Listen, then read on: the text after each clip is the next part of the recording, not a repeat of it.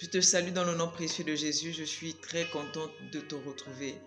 Alors aujourd'hui, je t'exhorte sur comment méditer efficacement.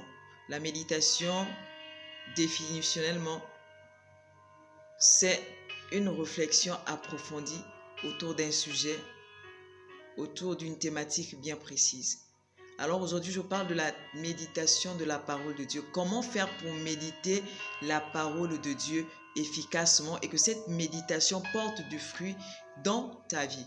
Personnellement, ce que très souvent je fais, je procède à une lecture simple, une première lecture simple, sans tenir compte des courants, sans tenir compte de tout ce qui autour, de façon littéraire, peut tourner.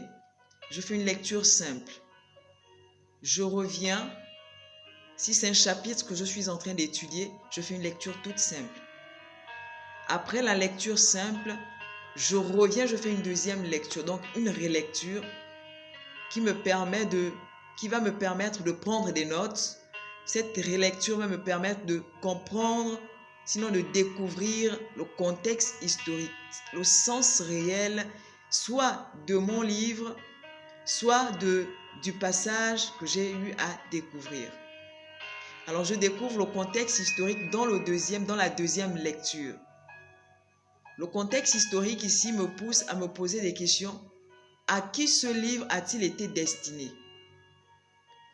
Quels sont les indices temporels? À quelle époque ce livre a-t-il été écrit? Est-ce que, quand bien même ça a été écrit à cette époque, est-ce que ça peut être encore d'actualité aujourd'hui?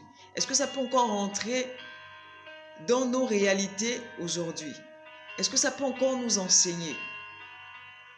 Ce livre a été écrit par qui?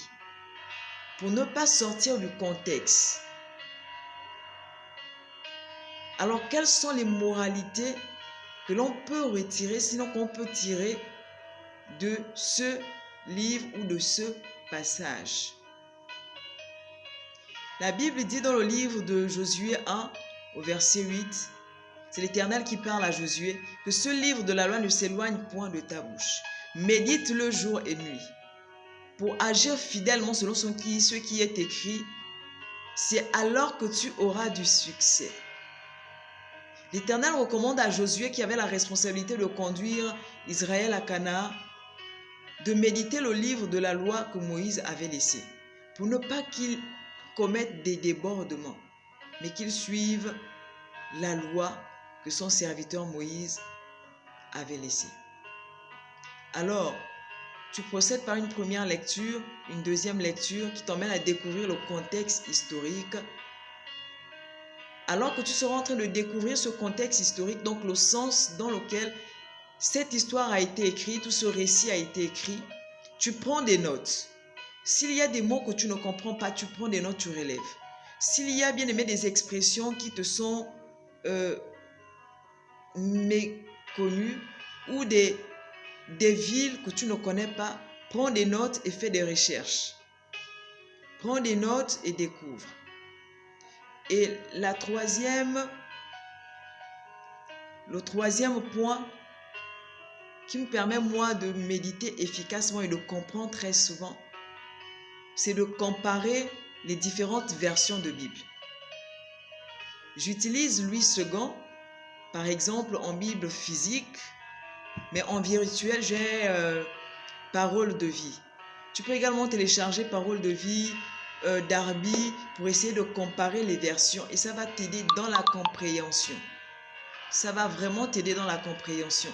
Si tu as envie de découvrir Dieu, tu as envie de connaître Dieu, aie au moins 2 versions de Bible, 2 versions différentes de Bible, pour mieux comprendre le sens et le contexte dans lequel ces récits-là ont été rapportés dans la Bible. Après que j'ai terminé de faire ceci, ou tout ce que je viens d'expliquer, je procède à la dernière étape. Donc la 4e étape pour moi consiste à annoncer, à discuter avec des frères autour de tout ce que j'ai eu à apprendre, à exhorter, pour ne pas que ça sorte, Alors que j'ai mémorisé, je me dis, il faut que je parle de ça. Il faut que j'exhorte quelqu'un sur la moralité que j'ai eu à attirer. Et je vous assure, comme ça, fait comme ça, vous verrez que ça va rester. Fait comme ça, vous verrez que ça va porter du fruit.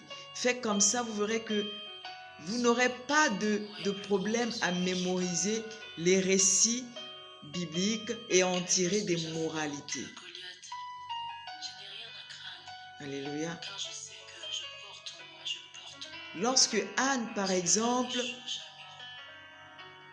entre dans la présence de Dieu, la Bible me dit que cette femme, elle est rentrée dans la présence de Dieu avec une détermination. Alors qu'elle n'avait pas d'enfant, elle n'enfantait pas, cette dernière a persévéré dans la prière. Cette dernière s'est approchée avec assurance. Il y a tellement de moralité. La moralité que j'ai tirée de cette histoire, c'est que Anne était une femme de foi. Anne était une femme persévérante. Alors qu'Élie pensait qu'elle était ivre, Anne avait besoin d'un enfant. Alors que tu peux rencontrer une femme stérile, alors que tu peux rencontrer une femme qui passe par les moments difficiles parce que dans son foyer, rien ne va à cause de l'absence d'un enfant, tu peux simplement prendre l'histoire de Anne pour la réconforter et l'emmener à réaliser que rien n'est impossible à Dieu. C'est le rôle de la méditation. La méditation t'emmène à comprendre les histoires, les récits de la Bible pour en faire des histoires que les gens doivent vivre, pour en faire des expériences personnelles. La Bible est vivante. La Bible, bien-aimée, ne meurt pas. La Bible, quand bien même il y a des millions d'années, elle ne va jamais mourir. Elle va demeurer jusqu'à la fin.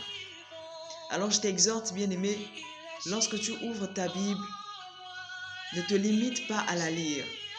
Médite. Mûris des réflexions. Demande au Saint-Esprit de t'enseigner. Parce qu'il est celui-là qui va toujours t'enseigner. Pour terminer, le Saint-Esprit est celui qui va t'enseigner toutes choses, a dit la Bible. Que le Saint-Esprit soit ton ami, ton allié. Nous bénissons Dieu pour sa fidélité. Que l'esprit de méditation soit ton partage. Que tout esprit de distraction lâche prise tes pensées. Et que la concentration absolue au nom puissant de Jésus en ce qui concerne la méditation, parce que le degré de connaissance que tu auras de Dieu déterminera, bien-aimé, ta bénédiction, va déterminer la connaissance que tu auras de Dieu et la connaissance de qui tu es. Nous bénissons Dieu. Gloire à Dieu qui est digne de louange. Gloire à Dieu qui est merveilleux. Que la majesté lui revienne. On se retrouve demain par la grâce de Dieu. Dieu te bénisse.